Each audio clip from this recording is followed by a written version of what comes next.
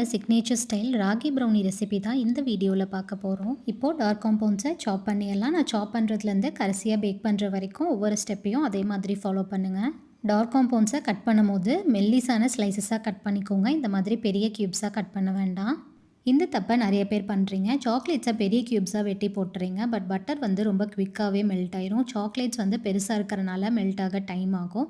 இதனால் already melt ஆன butter இன்னும் எக்ஸ்ட்ராவாக பாயில் ஆகிட்டு இருக்கனால தான் நமக்கு பர்ஃபெக்டான ப்ரௌனி டெக்ஸ்சர் கிடைக்க மாட்டேது. பட்டரும் ரூம் டெம்பரேச்சரில் இருக்கணும். இந்த மாதிரி க்ரீமி கன்சிஸ்டன்சியில் இருக்கணும். ப்ரெஸ் பண்ணி பார்க்கும்போது பட்டர் ரெஃப்ரிஜரேட்டர்லேருந்து ஒரு 2 ஹவர்ஸ் ஆச்சு வெளியே எடுத்து வச்சுருந்தா தான் இந்த கன்சிஸ்டன்சியில் வரும். நான் டபுள் பாயிலிங் மெத்தடில் தான் சாக்லேட்டையும் பட்டரையும் மெல்ட் பண்ணுவேன். ஓடிஜி அவன் ரெண்டுமே யூஸ் பண்ண மாட்டேன். இப்போது இதை மெல்ட் பண்ண ஸ்டார்ட் பண்ணுறதுக்கு முன்னாடி பட்டரையும் சாக்லேட்டையும் இந்த மாதிரி நல்லா மிக்ஸ் பண்ணி விடுங்க. அப்போ தான் ஈவனாக வந்து ரெண்டுமே மெல்ட் ஆகி கிடைக்கும்.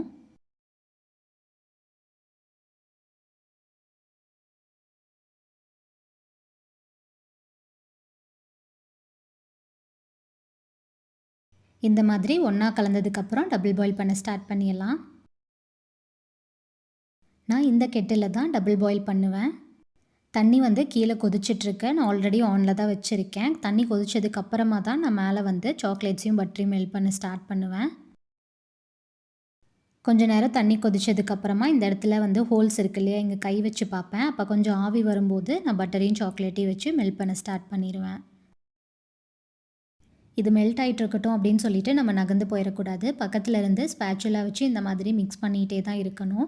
கம்ப்ளீட்டாக மெல்ட் ஆகிற வரைக்கும் இதை மிக்ஸ் பண்ணணும். தண்ணி ஓவராக சூடாச்சுன்னா சாக்லேட் வந்து சீஸ் ஆயிரும். அதனால் ஒரு 70% மெல்ட் ஆனதுக்கப்புறமா கெட்டில் வந்து ஆஃப் பண்ணிடுவேன். ஆல்ரெடி சூடாக இருக்க தண்ணியிலேயே இது அப்படியே மெல்ட் ஆகிட்ருக்கும்.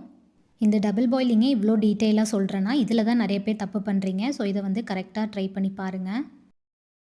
சாக்லேட்டும் பட்டரும் கம்ப்ளீட்டாக மெல்ட் ஆயிடுச்சு. லம்ஸே இல்லை பாருங்கள் எவ்வளோ ஷைனிங்காக இருக்குன்னு. இதுதான் பர்ஃபெக்ட் கன்சிஸ்டன்சி. மெல்ட் ஆனதுக்கப்புறமா கெட்டிலேருந்து ரிமூவ் பண்ணிடுங்க. ப்ரௌனி பேட்டரை ரெடி பண்ணதுக்கப்புறம் ரெஸ்ட்டில் விடக்கூடாது. அதனால் எந்த டின் யூஸ் பண்ணுறோமோ அது பார்ச்மெண்ட் பேப்பர் போட்டு ஃபஸ்ட்டே ரெடி பண்ணி வச்சுருவேன். இப்போது ஒரு க்ளீனான பவுல் எடுத்துக்கோங்க. அதில் ரூம் டெம்பரேச்சரில் இருக்க முட்டையை வந்து உடச்சி ஊற்றிக்கிறேன். இப்போது ஒரு விஸ்க் வச்சு எக்கை நல்லா பீட் பண்ணிக்கலாம். எக்கோட யோக்கும் ஒயிட்டும் நல்லா மிக்ஸ் ஆகிற அளவுக்கு பீட் பண்ணிக்கோங்க. எக் நல்லா பீட் ஆனதுக்கப்புறமா சுகர் சேர்த்துக்கலாம். ராகி ப்ரௌனி அப்படின்றனால ஜாகரி தான் யூஸ் பண்ணியிருக்கேன். ஜாகரியை நல்லா பவுடர் பண்ணிவிட்டு அதுக்கப்புறம் சேர்த்திருக்கேன். எக்கும் ஜாகரி பவுடரையும் நல்லா பீட் பண்ணி எடுத்துக்கோங்க. எந்த அளவுக்கு பீட் பண்ணுறீங்களோ அந்த அளவுக்கு ஷைனிங்கான க்ரிங்கிள் டாப் கிடைக்கும். ஆல்ரெடி மெல்ட் பண்ணி வச்ச பட்டர் அண்ட் சாக்லேட்டை இதோட சேர்த்திக்கலாம். இது வந்து மெல்ட் பண்ண உடனே எடுத்து சூடாக சேர்த்திடக்கூடாது. லைட்டாக ஆற விட்டு அதுக்கப்புறம் சேர்த்திக்கோங்க. இப்போ இந்த ரெண்டையும் நல்லா மிக்ஸ் பண்ணி எடுத்துக்கோங்க. கம்ப்ளீட்டாக சாக்லேட் கலருக்கு சேஞ்ச் ஆனோடனே மிக்ஸ் பண்ணுறதை ஸ்டாப் பண்ணிடுங்க. ஓவர் மிக்ஸும் பண்ணக்கூடாது இந்த இடத்துல. இப்போது ட்ரை இன்க்ரீடியன்ஸான ராகி ஃப்ளோரும் கொக்கோ பவுடரையும் சலிச்சு வச்சுருக்கேன். இதை வந்து 2-3 பார்ட்டாக பிரித்து சேர்த்திக்கோங்க. நான் எந்த அளவுக்கு ஸ்லோவாக மிக்ஸ் பண்ணுறேன்னு பாருங்கள். அந்த மாதிரி மிக்ஸ் பண்ணுங்கள். ஷார்ட்ஸில் நான் வந்து ஸ்பீடாக காட்டியிருப்பேன். பட் இந்த மாதிரி தான் ஆக்சுவலாக மிக்ஸ் பண்ணி எடுக்கணும். 70% மாவு மிக்ஸ் ஆனதுக்கப்புறமா ரிமைனிங் இருக்க மாவையும் போட்டு மிக்ஸ் பண்ணிக்கோங்க. எந்த அளவுக்கு ஸ்லோவாக மிக்ஸ் பண்ணுறீங்களோ அந்தளவுக்கு ஏர் பபிள்ஸும் வராது, ஓவர் மிக்ஸும் ஆகாது. ஓவர் மிக்ஸ் ஆச்சுன்னா ப்ரௌனி வந்து கேக் மாதிரி தான் இருக்கும். இவ்வளோ நேரம் விஸ்க் யூஸ் பண்ணி மிக்ஸ் பண்ணணும். கடைசியாக கட் அண்ட் ஃபுல் மெத்தடில் மிக்ஸ் பண்ணணும் அப்படின்றதுக்காக ஸ்பேச்சுலா வந்து யூஸ் பண்ண போகிறேன்.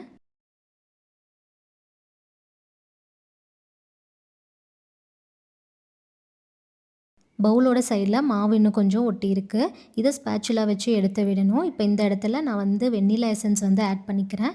இதை வச்சு நம்ம அந்த ட்ரை ஆன மாவையும் அப்படியே எடுத்து விட்டுடலாம். மாவை அப்படியே ஸ்பேச்சுலா வச்சு எடுத்து விட்டுட்டு அதுக்கப்புறம் கட் அண்ட் ஃபோல்டில் ஒரு 2-3 தடவை மட்டும் மிக்ஸ் பண்ணுங்கள். ட்ரையான மாவு எதுவும் தெரியல அப்படின்னா அந்த இடத்துல அப்படியே வந்து ஸ்டாப் பண்ணிடுங்க. ஸ்பேச்சுலா வச்சு பாருங்கள் எந்த அளவுக்கு ஸ்லோவாக மிக்ஸ் பண்ணுறேன்னு. இந்த மாதிரி மிக்ஸ் பண்ணுங்கள். ட்ரை இன்க்ரீடியன்ட்ஸ் எதுவுமே எனக்கு தெரியல. அதனால் இந்த இடத்துல ஸ்டாப் பண்ணிவிட்டு உடனே டின்னுக்கு வந்து ட்ரான்ஸ்ஃபர் பண்ண போகிறேன். இப்போது நான் யூஸ் பண்ணியிருக்கிறது 8 இன்ச் ஸ்கொயர் டின். நான் யூஸ் பண்ண இந்த மெஷர்மெண்ட்டுக்கு இந்த டின் கரெக்டாக இருக்கும். நான் பேட்டரை போர் பண்ணும்போது பாருங்கள், பேட்டர் ரொம்ப லிக்விடாகவும் இல்லை, திக்காகவும் இல்லை. இதுதான் கரெக்டான கன்சிஸ்டன்சி. சாக்லேட்டையும் பட்டரையும் கரெக்டாக மெல்ட் பண்ணி எடுத்திங்கன்னா தான் பேட்டர் இந்த மாதிரி கரெக்டான கன்சிஸ்டன்சியில் வரும். ஏர் பபிள்ஸ் ரிலீஸ் பண்ணுறதுக்காக டூத் பிக் வச்சு இந்த மாதிரி மெதுவாக நீங்கள் வந்து ஸ்வைப் பண்ணிங்கன்னா ஏர் பபிள்ஸ் வந்து ரிலீஸ் ஆயிரும். ஏர் பபிள்ஸ் ரிலீஸ் பண்ணுறதுக்கு டின்னை வந்து டேப் பண்ணாதீங்க. அப்படி பண்ணும்போது ப்ரௌனி வந்து ஹார்டான டெக்ஸ்சராக மாறிடும். ஓடிஜியை ப்ரீஹீட் பண்ணணும். 180 டிகிரி 10 மினிட்ஸ்க்கு ப்ரீஹீட் பண்ணி வைக்கணும். பேட்டரை வந்து ரொம்ப நேரம் ரெஸ்ட்டில் விடாமல் கரெக்டாக ஓடிஜி ப்ரீஹீட் முடிஞ்ச உடனே உள்ளே வச்சு பேக் பண்ணுற மாதிரி பார்த்துக்கோங்க.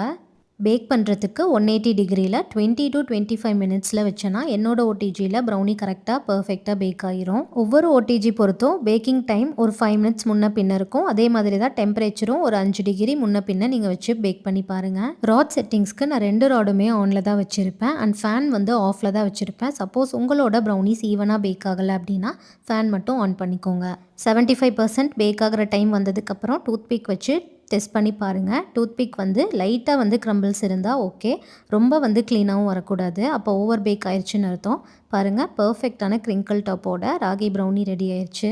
இந்த ப்ரௌனியை அப்படியே வந்து ஒரு 2 ஹவர்ஸ் கிட்ட நல்லா கூல் டவுன் பண்ண விட்டுருங்க. அதுக்கப்புறமா நம்ம டின்லேருந்து ஒரு போர்டுக்கு ட்ரான்ஸ்ஃபர் பண்ணிடலாம். இன்றைக்கி நான் சொல்லியிருக்க மெஷர்மெண்ட்டில் 600 to 700 கிராம்ஸ் வரைக்கும் உங்களுக்கு ப்ரௌனி கிடைக்கும். இந்த ப்ரௌனியை 8 inch டின்னில் நான் பேக் பண்ணி எடுத்தனால இதை வந்து 3x3 9 பீசஸாகவும் போடலாம், 4x4 16 பீசஸாகவும் போடலாம், 5x5 25 பீசஸாகவும் போடலாம். பெரிய சைஸில் உங்களுக்கு ப்ரௌனி வேணும்னா கம்மியான பீசஸ் தான் கிடைக்கும். குட்டி பீசஸாக வேணும்னா நிறையா பீசஸ் வந்து போடலாம். நான் இப்போது இந்த பக்கம் 3 அந்த பக்கம் 3ன்னு 9 பீசஸாக இந்த ப்ரௌனியை வந்து கட் பண்ணி எடுத்துக்கிறேன். ப்ரௌனியோட ஹைட்டும் நீங்கள் யூஸ் பண்ணுற டின் பொறுத்து மாறும். இப்போ நான் கட்டியிருக்கிறத விட இன்னும் ஹைட்டாக உங்களுக்கு ப்ரௌனி வேணும்னா 7 inch டின் வந்து யூஸ் பண்ணலாம் இந்த மெஷர்மெண்ட்க்கு.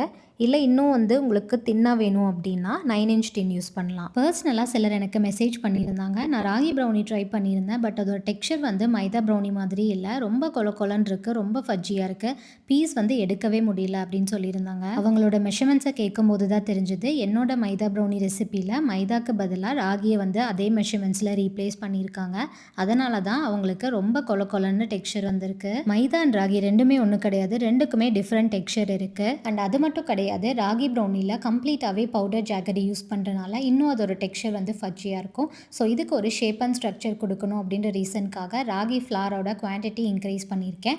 அண்ட் அதுக்கு தகுந்த மாதிரி மற்ற இன்க்ரீடியன்ஸோட குவான்டிட்டிஸும் இன்க்ரீஸ் ஆர் டிக்ரீஸ் பண்ணியிருப்பேன். ஒவ்வொரு வாரமும் இந்த மாதிரி இன்ட்ரெஸ்டிங்கான பேக்கிங் ரெசிபீஸை மிஸ் பண்ணாமல் பார்க்கணுன்னா நம்மளோட சேனலை சப்ஸ்கிரைப் பண்ணிக்கோங்க அண்ட் நம்ம இன்ஸ்டாகிராம் பேஜையும் ஃபாலோ பண்ணிக்கோங்க.